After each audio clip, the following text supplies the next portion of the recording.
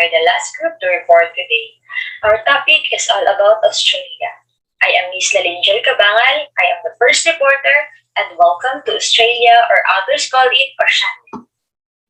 Australia, the smallest continent on Earth, lying between the Pacific and Indian Oceans in the southern hemisphere. Today, Australia is termed Oceania, often used to denote the region encompassing the Australian continent. The reason for calling it Oceania is that Australia is only part of the continent. It is also called Oceania because, unlike the other continental groupings, it is the ocean that links the parts of the region together. As we observe the map provided, it is very obvious that water is more abundant rather than land. This was originally coined by the French explorer Dumont d'Urville in 1831. Australia, or Oceania, has been called the oldest continent, the last of lands, and the last frontier. Why? Because it holds the oldest continental crust on Earth. Now, I am going to introduce to you the 14 countries in Australia, or Oceania, today.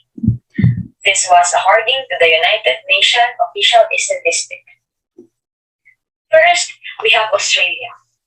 Australia is world famous for its natural wonders and open spaces, its beautiful beaches, open deserts, the bush, and the outback. There are also many attractions in the large cities in Australia. For example, in Sydney, Melbourne, Brisbane, and Perth. Its capital city is Canberra. Second, Papua New Guinea. Papua New Guinea encompasses the eastern half of New Guinea, the world's second largest island. The national capital city is Port Moresby, and it is located in southern New Guinea on the Coral Sea. The third one is New Zealand. Did you know that in New Zealand there are more sheep than people? Yes, you heard it right. As they counted the population of the sheep and the people, for every person living in New Zealand, there are at least 10 sheep. Sabi dito na each person daw in New Zealand is equivalent to 10 sheep. So, di ba? How fascinating fact about New Zealand. And its capital city is Wellington. Fourth, we have Fiji. Fiji is very well known for its outstanding beaches, exciting marine life, and the candy-colored coral reefs, which is exactly what makes this place so authentic and worth visiting. And its capital city is Suva. And the fifth one is the islands and waters here are still little known pristine paradise, and it is called the Solomon Islands. They are particularly special for the remarkable biodiversity, containing thousands of different plants and animal species, especially the marine life. It is also stated that there are many species are known only to the Solomons, the people living in Solomon Island. Its capital city is Honiara. Sixth, we have Micronesia. According to Britannica, Micronesia's location it is made a prize site for military bases and nuclear tests, particularly for the United States. Its capital city is Palikir. Seventh, we have Vanuatu. Vanuatu, formerly known as the New Hebrides, and its capital city is Port Vila. Eighth, Samoa. Samoa is known as the cradle of Polynesia. Samoan culture is undoubtedly central to Polynesian life, and its styles of music, dance, and visual art have gained renown throughout the Pacific Islands and the world. Its capital city is Apia.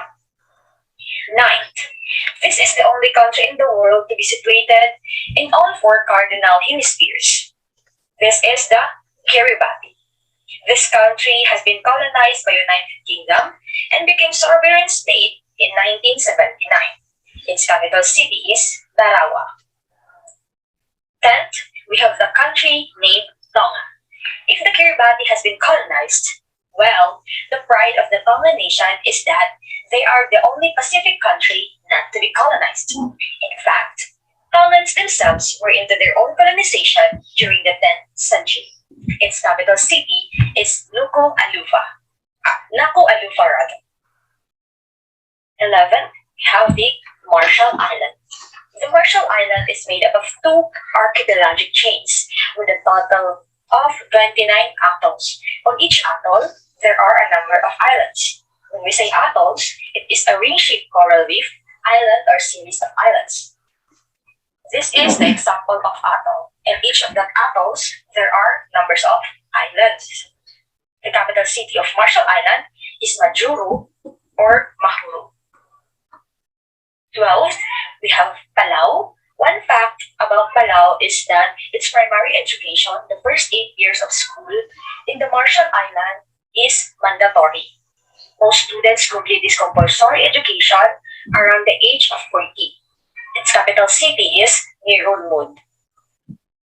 The 13th country is Tuvalu. Tuvalu is one of the smallest countries in the world, making it the third smallest country behind Monaco and Nauru.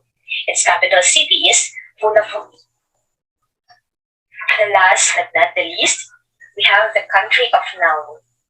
Nauru is the country doesn't have any army, and it belongs in the 16 countries without an army. Although the island does have a police force, Australia is also responsible for keeping Nauru safe and sound. Its capital city is Yaren. And that ends my part. Thank you and have a nice day. Now let's proceed to the next reporter. So, hello everyone. My name is Mary Rose Calungsod Lorenton. So, I have here now to explain and tackle to you about the population contrast of Australia. So, here we go. So, Australia has a history of strong population growth. It has defined the Australia we know today as our world-class cities, our strong economy, and our diverse communities. And lastly, our way of life.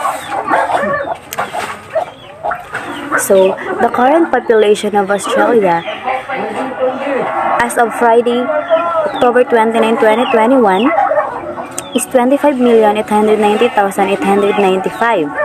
So, this data is based according to Worldometer elaboration of the latest United Nations data. So, the meaning of Worldometer is it is a reference website that provides contours and real-life statistics for diverse or for a particular topic.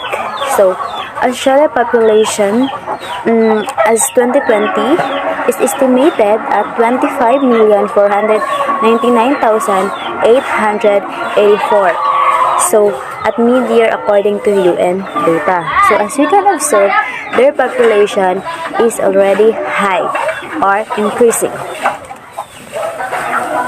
So, Australia population is equivalent to 0.33% of the total world population. So, as a whole to the world population, so the Australia's population is equivalent to 0.33%.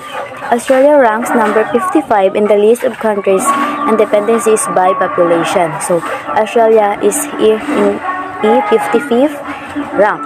So, the population density of Australia is 3 per kilometer squared or 9 people per minute. So here, the total land area is 7,682,300 km squared or at miles 2,966,151 square miles. So here it goes, 85.9% of the population is urban, or 21,903,705 people. This data was estimated on last 2020. So the median age in Australia is 37.9 years, median age. So let's go for the other.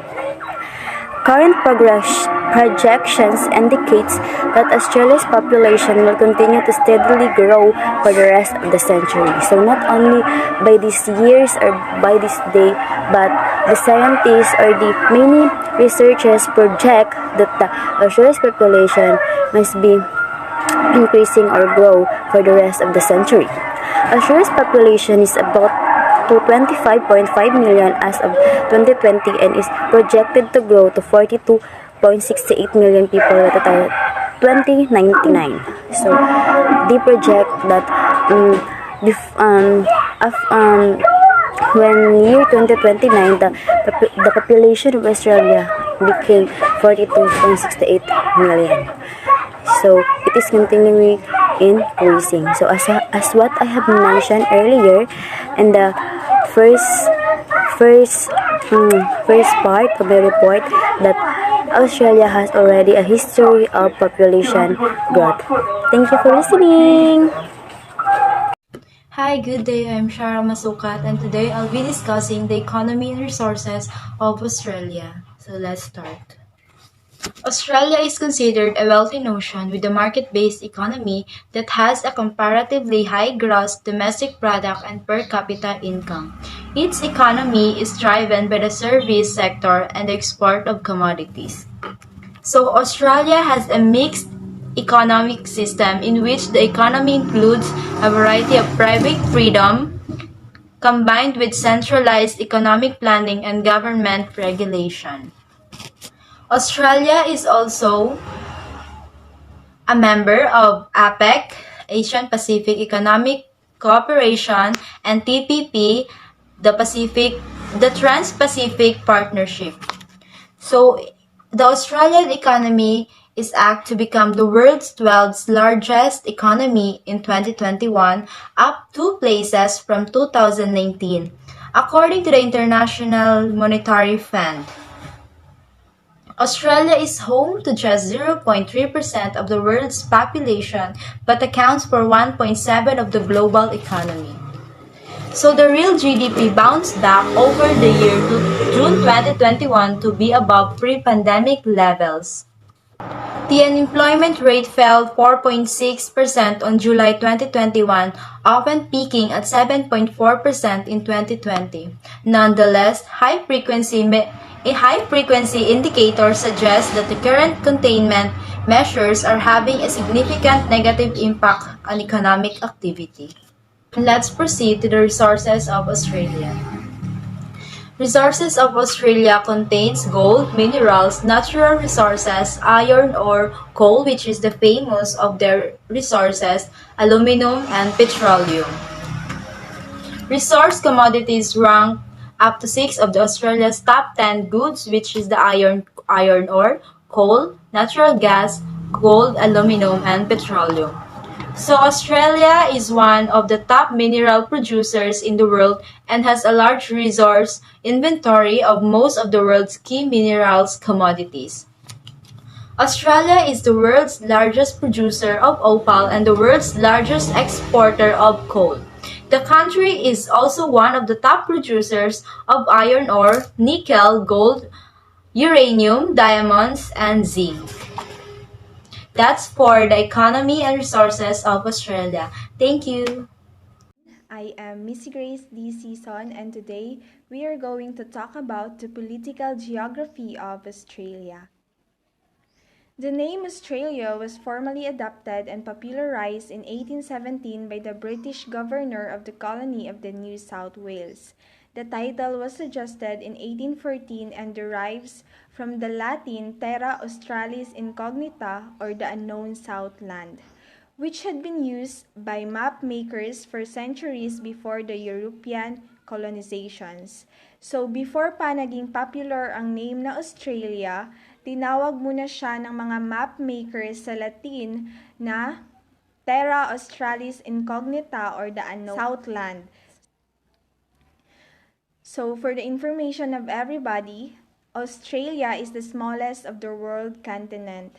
And because of the world's fascination with Australia, Australia has been called the oldest continent, the last of land, and the land frontier.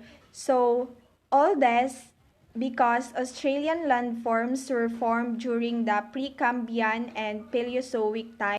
So the last of land in the sense that it was the last continent apart from Australia to be explored by the Europeans. Ancestor of the Aboriginal Australians. So Aboriginal Australians, They are the first people to settle in Australia.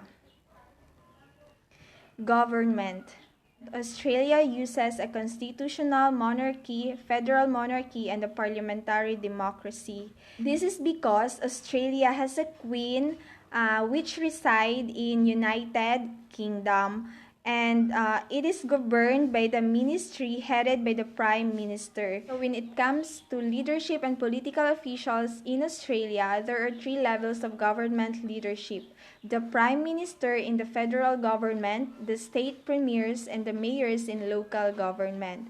So all officials are elected democratically, and high-ranking officials are important in the administration of policies and laws. Territorial morphology in Australia. Australia has a compact state shape. This shape is efficient and considered ideal.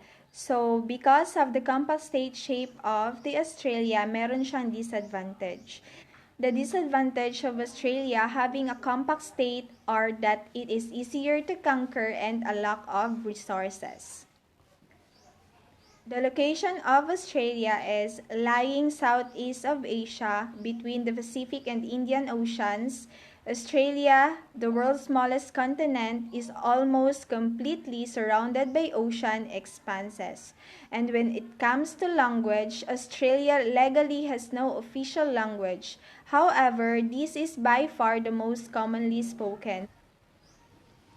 So the total area of Australia is 7,686,850 square kilometers. When it comes to religion, most people, 73%, describe themselves as Christians. So marami ang Christians sa Australia.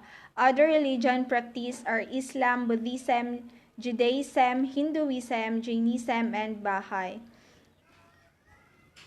Climate. Although it has a wide diversity of climatic conditions, Australia is generally warm and dry, with no extreme cold and little frost. Its temperatures ranging from comfortably mild in the south to hot in the central interior and north. The highest point on Australian mainland is Mount Kosciuszko, which is located in New South Wales at 2,228 meters above sea level. And the lowest point is the dry bed of Lake Eyre, which is located in South Australia, which is 15 meters below sea level. So, there is also a longest river in Australia, which is the River Murray. It stretches for 2,508 kilometers from the Australian Alps to the Southern Ocean. The biggest Australian desert, the Great Victoria, is located in Western Australia and South Australia. So let's proceed to the cultural life of Australia. Australia's isolation as an island continent has done much to shape and inhibit its culture. So because Australia is almost surrounded by ocean expanses, Aboriginal people help develop their accommodations with the environment, and because of that, it helped Australia's continent to develop their own identity. And since 1788, the primary influence behind Australian culture has been Anglo-Celtic Western culture, with some indigenous influences. So when we say Anglo-Celtic Western culture, people descended primarily from British and Irish people. In short, the British and Irish people is the main influencer in the Australian culture. Australians are proud of their heritage and progress, proud of the fact that a nation of convicts and working class folks could build a modern egalitarian society in a rough and inhospitable land. So when we say egalitarian, it is a philosophical perspective that emphasizes equality regardless of the gender, economic status, or religion of the people. And in a rough and inhospitable land, it is because most of the Australians, often characterized as informal, Drinking and gambling have long been important aspects of Australian popular culture, despite persistent government attempts to regulate and limit them. So, in Australia, mahilig sila sa party. So, beer has traditionally been the drink of choice, and many of the youngs are likely to seek for disco or other trendy restaurant or bar.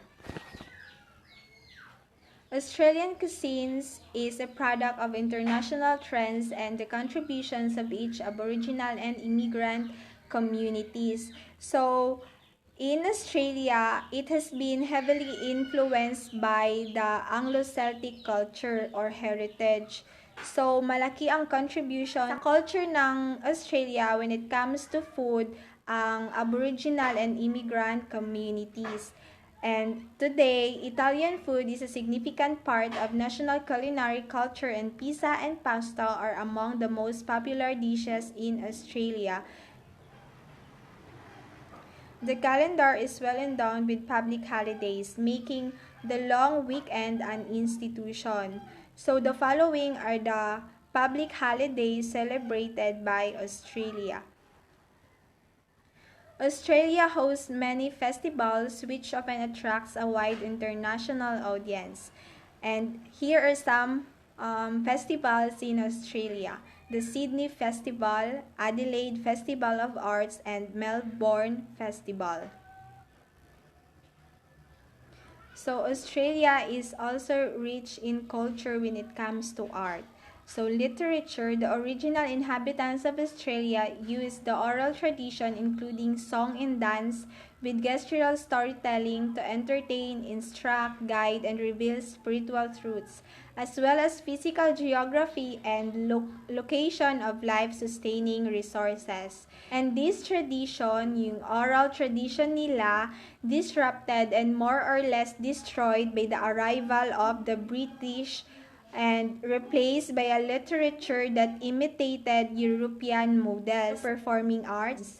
Perhaps best known among Australia's dance troupes is the world-renowned national company, the Australian Ballet, founded 1962. So, ballet is a part of Australian culture and identity, and they reach a large international audiences nang dahil sa ballet. Music. Like the other arts in Australia, music there has two distinct traditions: those of the European colonies and those of the indigenous people, whose singing and ritual playing of the didgeridoo, a drone instrument. Theater. For those indigenous Australians, the corroboree comes closest to a modern concept of theater. But this participatory public performance of song and dances represent much more than entertainment. It is a celebration of Aboriginal mythology and spirituality. So when it comes to visual arts, at the time that Europeans arrived, Australia's Aboriginal people had long-standing tradition in the visual arts, including rock art or the painted or carved rocks, bark painting, sand sculpture, wood sculpture, and body decoration, usually painting and scarification. And those are the identity of Australia when it comes to visual arts.